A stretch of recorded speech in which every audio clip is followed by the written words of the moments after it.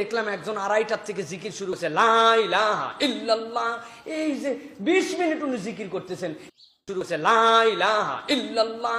এই যে 20 মিনিট উনি জিকির করতেছেন। কেউ তাহাজ্জুদে আছে, কারো ছোট বাচ্চা আছে, মা বেচারি ওই বাচ্চা উঠে গেলে সাহারি খেতে পারবে না, আপনি ওই বাচ্চারে সহ জাগাচ্ছেন, আপনি মুরব্বিরে কষ্ট দিচ্ছেন, কিয়ামুল লাইল করতেছে, আশপাশে হাসপাতাল আছে, ছোট বাচ্চা আছে, কোনো বুদ্ধি বিবেচনা কিছু নাই, মসজিদের চোং লাগায়া আপনি একদম হই হুলস্থুল ডাকা শুরু করছেন। কত গজল পারেন নিজে নিজে গান, আপনার বউ বাচ্চারা শুনেন আপনি বাড়ির মধ্যে যে আপনার মাইকে গজল গেতে আপনারা কে বলছে? আপনারা অন্ধজি আপনি 3 বার সতর্ক করে একবার ডেকে দিলেন, আপনি এই পর্যন্তই শেষ।